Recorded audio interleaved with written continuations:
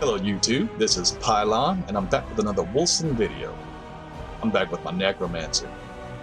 Yeah, I'm going to show you how kick-ass he is, how he just walks in a room, commands the attention of everybody, and then melts their faces. Okay, that's the kind of guy he is. That's the kind of guy you can be. I'm going to start off with a little bit of footage so you can see how this guy plays, and then we're going to jump in and show you how he's put together, okay? Okay guys, let's get the ball rolling. First of all, let me get the entourage here, the boys. My compadres, my homies, brothers in arms. They're going to be doing all the dirty work. And I'm going to show you how I'm just going to walk in a room and melt the face off of anybody that looks at me sideways. With no effort on my part at all. Okay, we're going to do the highest level we can do here.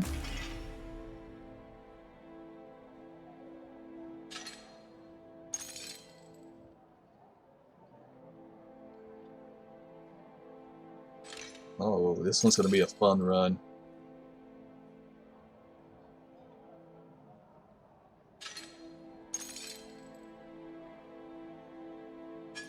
Alright, Lure the Untainted.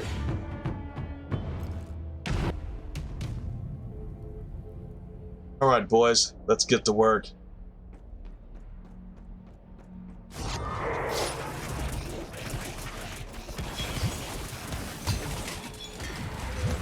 Look at that. Don't have to do anything. Don't have to lift a finger.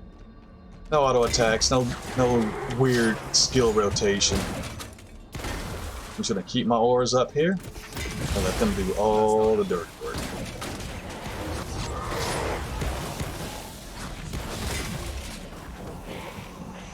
And that's how a Necromancer is supposed to be played. I just stroll in, let the guys do the dirty work, and I'm just gonna pick up treasure and loot. It's a leisure walk in the park, guys. Very leisure walk in the park.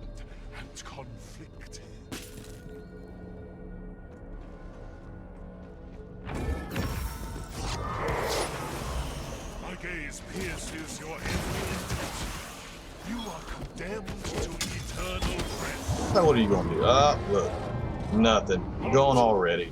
In the name of Saricel, you must die.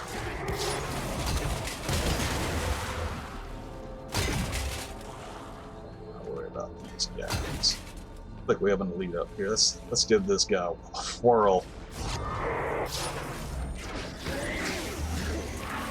Your word.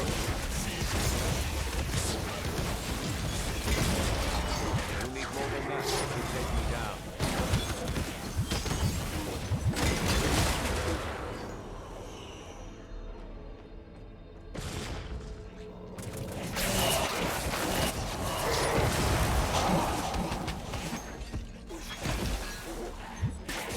Guys, I'm telling you right now, this is the best build I've had so far. A very safe build.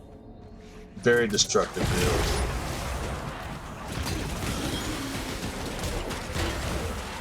Bam, explosions. Just explosions of everywhere. And that poison damage, man.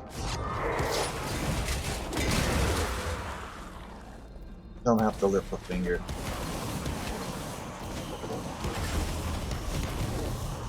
Alright, boss time.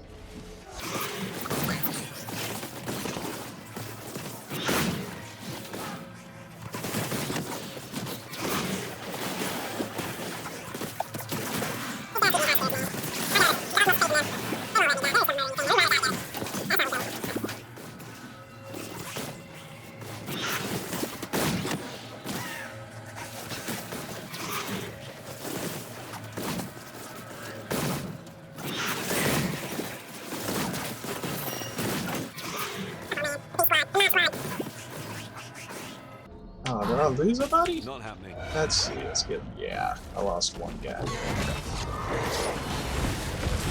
You know what, I'm not gonna even transform for this boss. I don't really feel like I'm gonna need it here.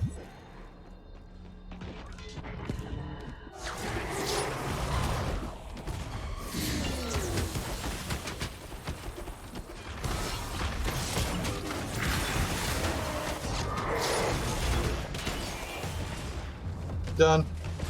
It's done.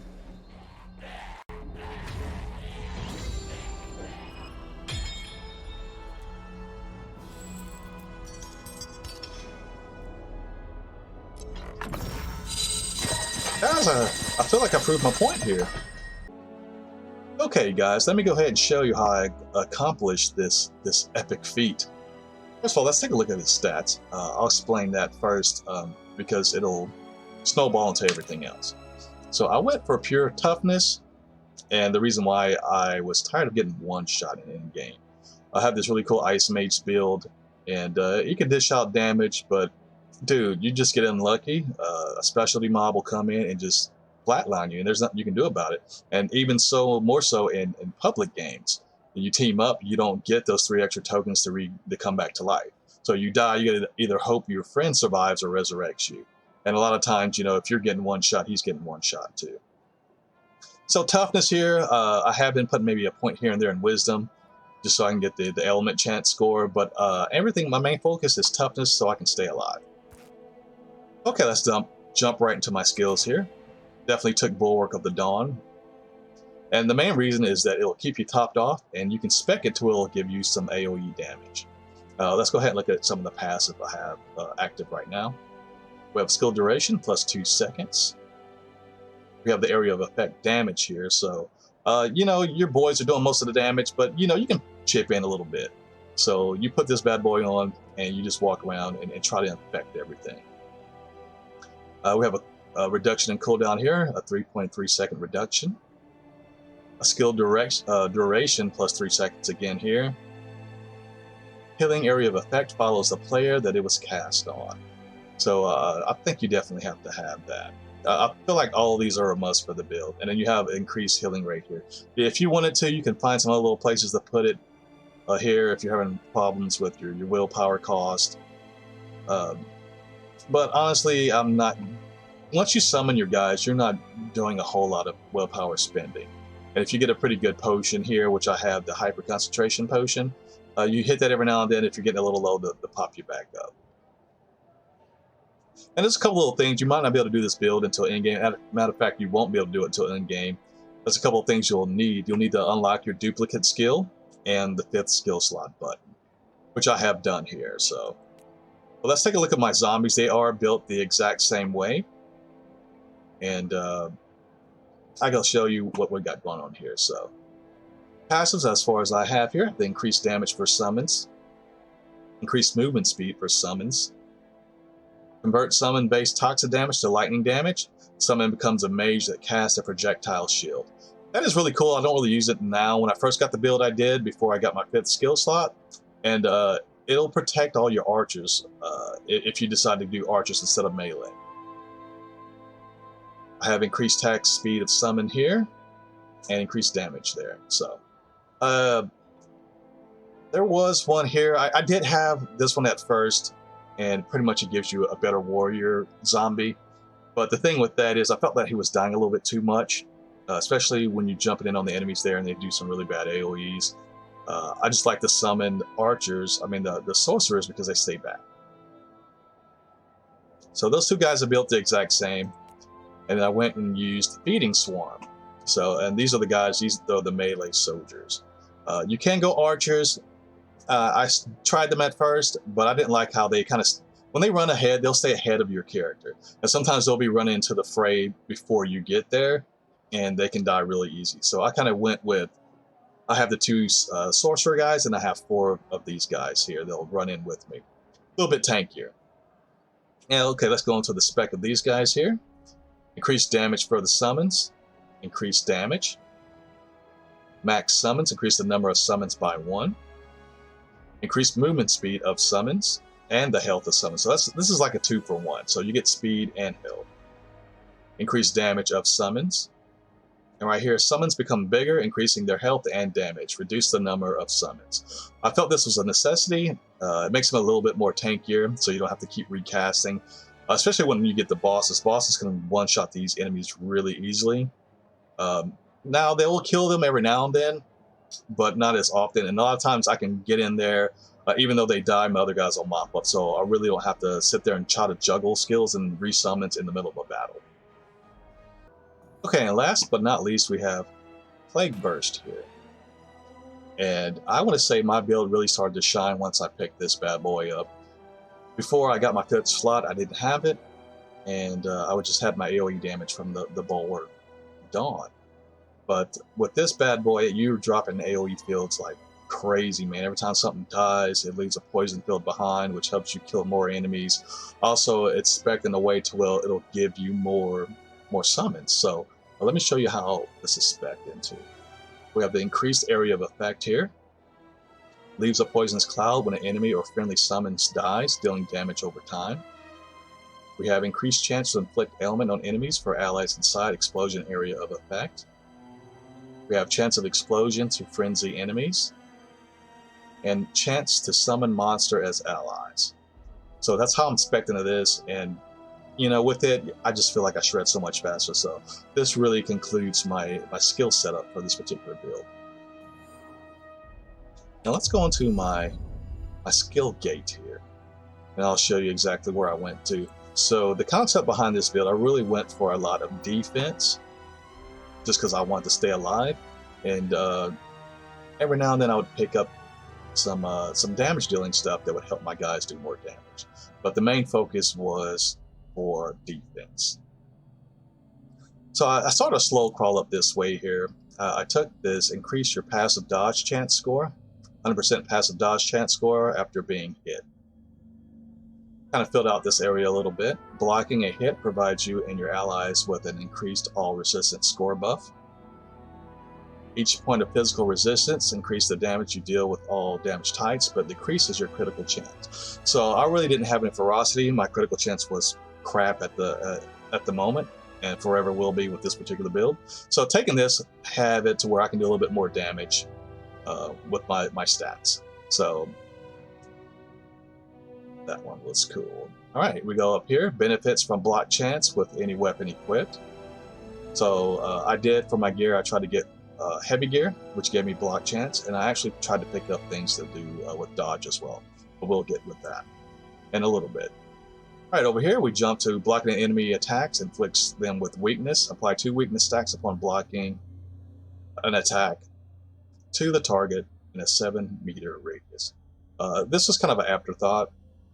It wasn't the ones I went to at first. It got to the point where I was kind of fishing for things to really even out my build, and that was one of them. Okay, over here, every few seconds you gain a fortress point up to a maximum. Each fortress point increases your block chance. Fortress points are removed when a block is complete. Pretty much this will make me more tankier, give me more blocks off. Alright. Salvatory Anchor. You will receive a buff depending on which archetype of equipment your chest piece belongs. So I do have a heavy chest piece, and so we're gaining all resistance score equal to all resistance scores and equipped heavy chest piece. So we're going to be getting more resistance with this particular skill. Alright, over here it has a lot to do with my summons. So over here, enemies receive a stack of poison every few seconds when the enemies are close to you. That's more poison damage. But over here we'll have enemies that die near you have a chance to drop a green globe. If picked up, the globe will increase your toxic damage for a short duration. This buff stacks with each globe you picked up. So we have more poison damage. But around here is where we have some good summons things. We have summon health here. So I do recommend you come in here and get them more health. 10% here. 10% there, 10% health generation there, 10% there. Now this skill here, I didn't go for it. It does give your summons more health, but it takes the health from you. So they'll get a 20% health boost, well 25% less damage boost, but you take a hit to your HP. And it's the same thing with all these here. You'll boost their survivability, but you take a hit yourself. And I didn't feel like that was a good trade-off, as if I die, it's game over.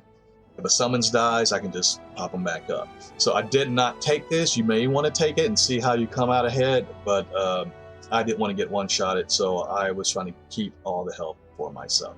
And being on the front lines, I'm using myself pretty much as the tank. So I did not want to jump in there and be low on health and take too many hits and just drop myself. All right, kind of shot over sideways here. Got a percentage of physical damage is converted into toxic damage. It's a little bit more poison damage there. That way with Plague Burst, will start shining a little bit more. And this one is actually a pretty good skill. almost bread and butter for the build too. Active dodge can go through enemies. There's just sometimes where you're aura, you need to get close to something, you need to jump through some enemies, or you're just at the end of the level and you want to get to the boss, you can just dive through things there. I took a lot of passive dodge stuff here, as you can see.